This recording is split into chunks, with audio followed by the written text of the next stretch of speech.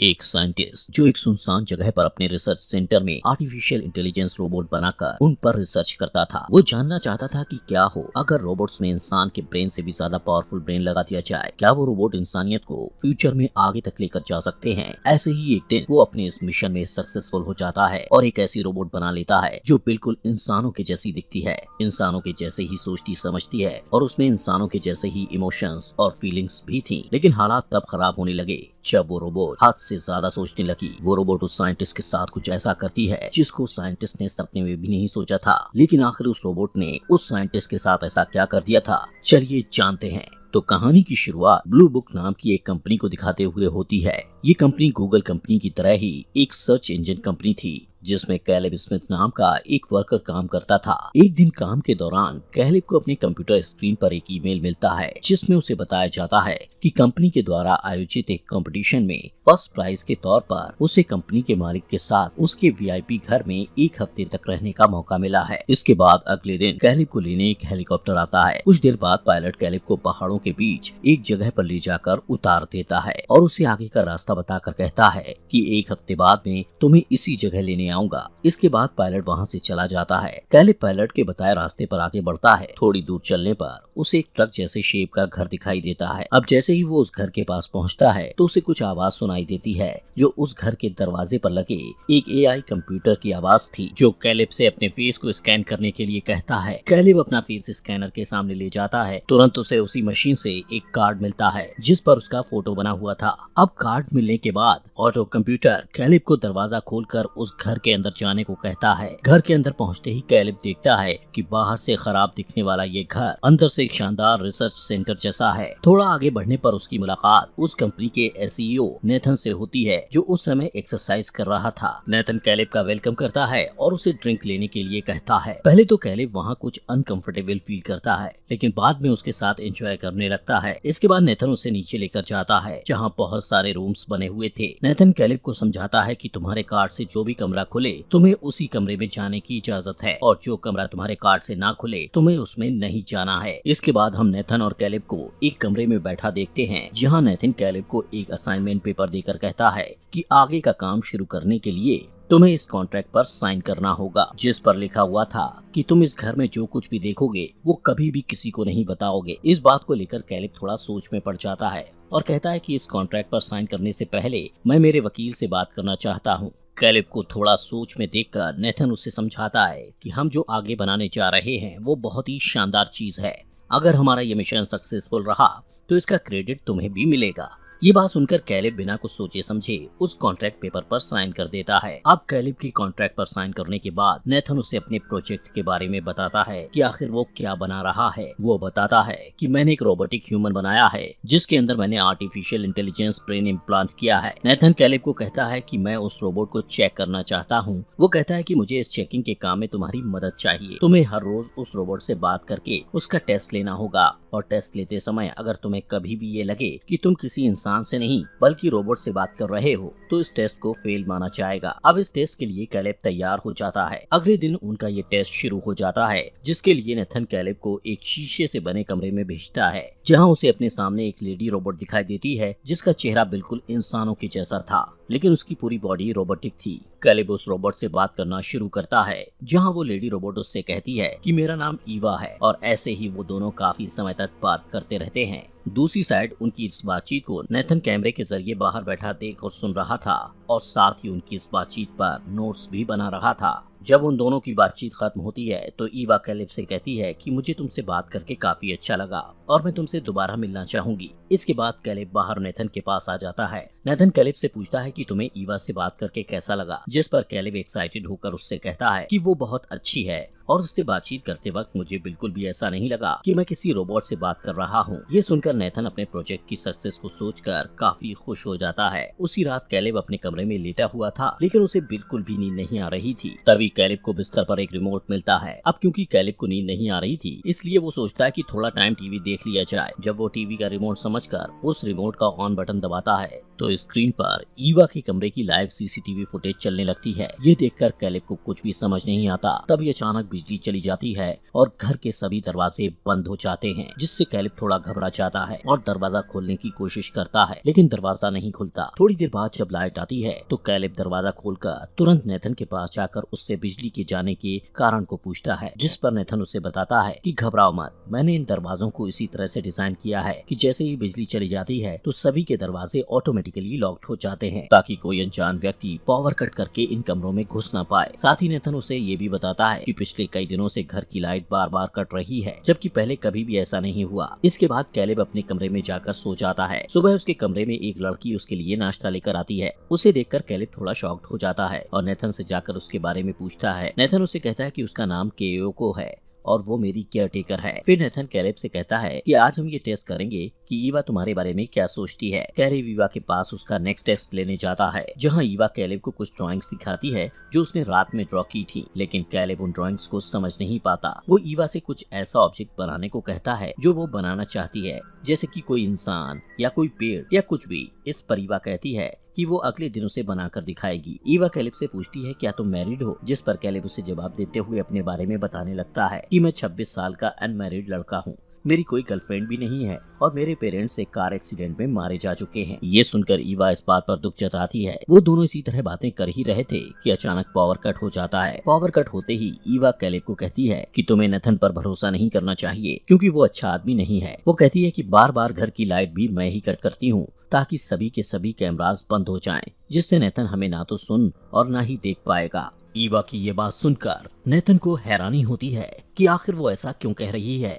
उसे थोड़ा अजीब लगता है कि तभी फिर से लाइट वापस आ जाती है। कैलिब तुरंत टेस्टिंग रूम से बाहर निकलकर नेथन के पास जाता है, जहां वो दोनों डिनर करने लगते हैं। नेथन कैलिब से पूछता है कि जब तुम ईवा का टेस्टिंग रूम में टेस्ट ले रहे थे तो लाइट चली गई थी, जिससे मैं तुम दोनों की बातचीत को नहीं सुन पाया। वो पूछता है कि तुम दोनों में क्या बातें हुई। कैलिब नेथन से झूठ बोलता है कि पावर कट होने के बाद ईवा ने मुझसे कोई बात नहीं की। रात को कैलिब फिर से अपने कमरे में लगे स्क्रीन से सीसीटीवी फुटेज द्वारा ईवा को देखने लगता है, क्योंकि वो ईवा से अट्रैक्ट होने लगा था। अगले दिन नेथन कैलिब को एक अलग रिसर्च रूम में लेकर जाता है, जहां वो कैलिब को बताता है कि ये वही रूम है जहां पर मैंने ईवा को बनाया था। वो एक गोल्ड स्टोन जैसे शेप की चीज को उठाता है और कहता है कि ये ईवा का दिमाग है। ईवा जो भी सोचती है वो इसी दिमाग की बदौलत है। नेथन कैलिब को बताता है कि ईवा का दिमाग पूरी दुनिया की सोच से मिलकर बना है। मैंने इस दिमाग को बनाने के लिए सबसे पहले दुनिया भर के लगभग सभी मोबाइल फोन्स को हैक किया और फिर उनके डेटा से ये पता लगाया कि ह्यूमन बिहेवियर कैसे काम करता है, लोग क्या कुछ देखते हैं, कैसे उनका दिमाग काम करता है, कैसे हम ह्यूमंस अपने सभी काम कर लेते हैं।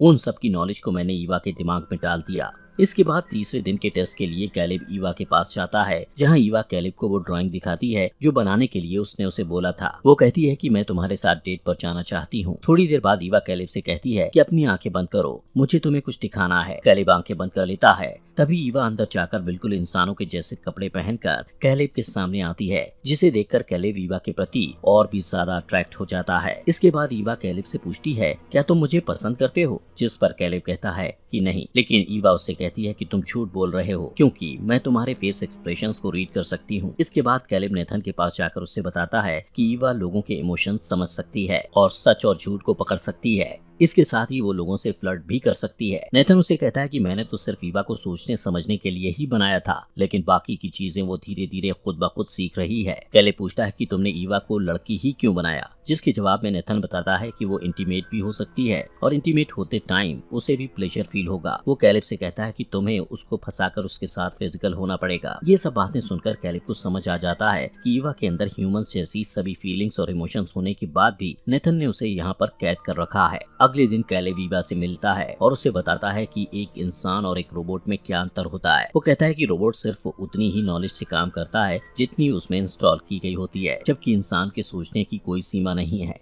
इंसान अपनी सोच खुद बनाता है और इंसान रोबोट की तरह एक जगह पर कैद होकर नहीं रह सकते। कैलिब की ये बातें ईवा के मन में घर कर गई थी और वो अब खुद को पूरी तरह से इंसान बनाना चाहती थी। इसके बाद रात में जब कैलेब सीसीटीवी फुटेज में देखता है कि नेथन ईवा के पास जाकर गुस्से में उसकी बनाई हुई ड्राइंग्स को फाड़कर वहां से अपने रूम की तरफ आ रहा था, कैलेब नेथन से बात करने के लिए उसके रूम में जाता है, जहां पर वो केओको को देखता है और उससे पूछता है कि नेथन कहाँ है। केओको को लगता है कि कैलेब उसे उसके साथ इंटीमेट होने के लिए बोल रहा है, इसलिए वो अपने कपड़े उतारने लगती है, लेकिन कैलेब उसे ऐसा करने से रोकता है। तभी नेथन वहां आ जाता है और कैलेब से कहता है कि केओको को उसकी लैंग्वेज समझ नहीं आती और वो वही करती है जो उसका मन करता है। नेथन बहुत नशे में था, इसलिए वो केओको के साथ नाचने लगता है और कैलेब को भी उसके साथ नाचने के लिए कहता है, जिससे कैलेब वापस अपने कमरे में चला जाता है। अगले दिन जब कैलेब ईवा का टेस्ट लेने जाता है तो ईवा पावर कट करके उससे बोलती है कि मुझे पता है तुम्हें यहाँ पर मुझे टेस्ट करने के लिए बुलाया गया है, लेकिन अगर मैं नेथन के इस टेस्ट में फेल हो गई तो वो मेरे साथ क्या करेगा। तभी ईवा कैलेब से कहती है कि जिस तरह तुम मुझे प्यार करने लग गए हो उसी तरह मुझे भी तुमसे प्यार हो गया है और मैं जिंदगी भर तुम्हारे साथ रहना चाहती हूँ, लेकिन पूरी तरह इंसान बनने के बाद। इस टेस्ट के बाद कैलेब नेथन के पास जाता है और उससे पूछता है कि अगर ईवा इन टेस्ट में फेल हो जाती है तो तुम उसके साथ क्या करोगे। इसके जवाब में नेथन कैलेब से कहता है कि अगर ऐसा हुआ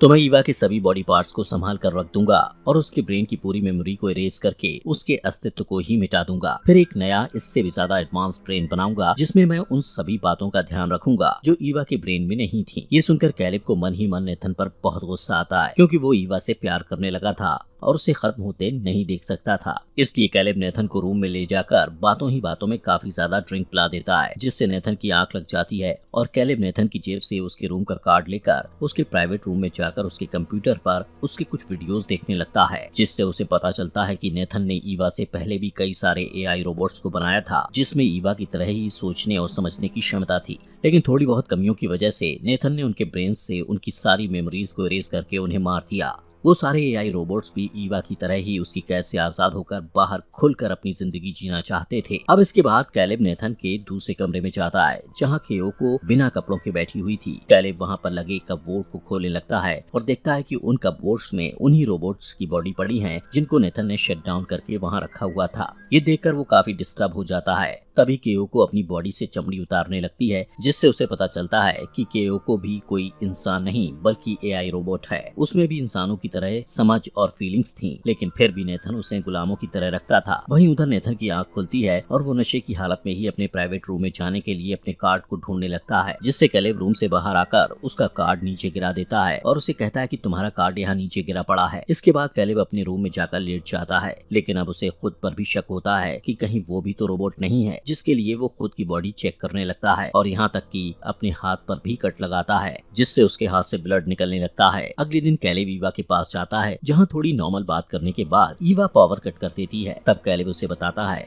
कि अगर तुम टेस्ट में फेल हुई तो नेथन तुम्हारे ब्रेन से तुम्हारी सारी सोच और मेमोरीज को मिटा देगा, जिससे तुम मर जाओगी और फिर वो तुम्हारी बॉडी को संभाल कर कपबोर्ड में रख देगा। ये सुनने के बाद ईवा कहती है कि क्या तुम मुझे बचा सकते हो, जिस पर कैलेब कहता है कि हाँ मैं तुम्हें बचाऊंगा और ईवा को अपने प्लान के बारे में बताता है कि मैं नेथन को ज्यादा ड्रिंक पिलाकर सुला दूंगा और उसके कार्ड को लेकर उसके पीसी से इस बिल्डिंग के सारे सिक्योरिटी सिस्टम को रिवर्स कर दूंगा और फिर जैसे ही तुम पावर कट करोगी तो बिल्डिंग के सभी दरवाजे खुल जाएंगे और हम यहाँ से भाग जाएंगे। अगले दिन कैलेब नेथन को बातों ही बातों में ड्रिंक करवाने की कोशिश करता है, लेकिन नेथन ड्रिंक करने से मना कर देता है। वो कहता है कि मैं कई दिनों से काफी ड्रिंक करने लगा हूँ तो अब मैंने पीनी छोड़ दी है। वो कहता है तुमने अच्छा काम किया है और आज तुम्हें हेलीकॉप्टर लेने आएगा। तभी नेथन उससे कहता है कि क्या तुम्हें सच में लगता है कि ईवा तुमसे प्यार करती है या फिर वो वहाँ से निकलने के लिए तुम्हारा इस्तेमाल कर रही है। ये सुनकर कैलेब को समझ आ जाता है कि नेथन को पता चल चुका है कि मैं ईवा को यहाँ से आजाद करना चाहता हूँ। इसके बाद नेथन कैलेब को अपने रूम में ले जाकर उन दोनों की वीडियोस दिखाता है, जिसमें कैलेब ईवा को यहाँ से भागने का प्लान बता रहा था। नेथन कैलेब को बताता है कि मुझे पहले ही पता चल गया था कि बार बार बिल्डिंग की पावर कट ईवा ही करती है ताकि मैं उस पर नजर न रख सकूं, इसलिए मैंने पहले ही ईवा के कमरे में बैटरी से चलने वाला एक कैमरा लगा दिया था जो बिजली जाने के बाद भी रिकॉर्डिंग करता था। नेथन कहता है कि मैं स्टार्टिंग से ही पावर कट होने के बाद की तुम दोनों की बातचीत को देख और सुन रहा था। नेथन कहता है कि मैंने ईवा को बनाया ही इस तरीके से था जिससे वो खुद को यहाँ से आजाद करने के लिए अपने इमोशन और फीलिंग्स को दूसरे के सामने इस तरह पेश करे ताकि दूसरा इंसान उसकी बातों में आकर उसकी हेल्प करने के लिए कुछ भी करने को तैयार हो जाए। वो कहता है कि ईवा अपने टेस्ट में पास हो चुकी है क्योंकि उसने अपनी सोच समझ, इमोशंस और फीलिंग से तुम्हें तुम्हें उसकी मदद करने के लिए मजबूर कर दिया। तभी ईवा प्लान के मुताबिक पावर कट कर देती है और नेथन कैलेब से कहता है कि देखा, ईवा ने प्लान के मुताबिक बिजली कट कर दी है और तुम अपने इस प्लान में फेल हो गए। जिस पर कैलेब कहता है कि तू इतना खुश मत हो, क्योंकि मुझे शुरू से ही पता था कि तू पावर कट होने के बाद भी मेरी और ईवा की बातें किसी न किसी तरह से सुन रहा था। वो कहता है कि इसलिए मैंने कल जब तुम शराब पीकर सोए हुए थे तुम्हारे कार्ड से बिल्डिंग के सारे सिस्टम को रिवर्स कर दिया था।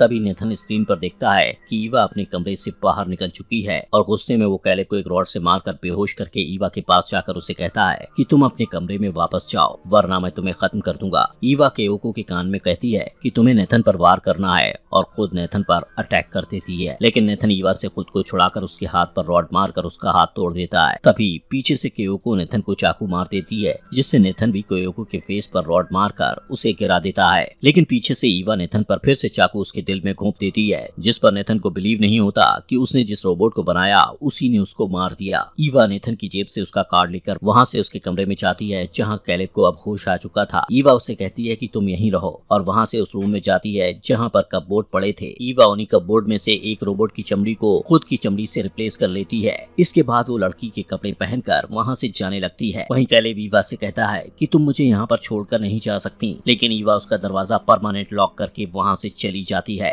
ईवा जब उस बिल्डिंग से बाहर निकलती है तो बाहरी दुनिया को देखकर काफी खुश होती है और सूरज की गर्मी को महसूस करती है। तभी कैलेब को लेने हेलीकॉप्टर वहाँ पर आ जाता है और ईवा उस पायलट को अपनी बातों में बहला फुसलाकर वहाँ से हेलीकॉप्टर में निकल जाती है। वहीं कैलेब उस बिल्डिंग में कैद होकर रह जाता है। कुछ टाइम बाद ईवा शहर में पहुँच जाती है और इसी सस्पेंस के साथ ये मूवी यहीं पर खत्म हो जाती है।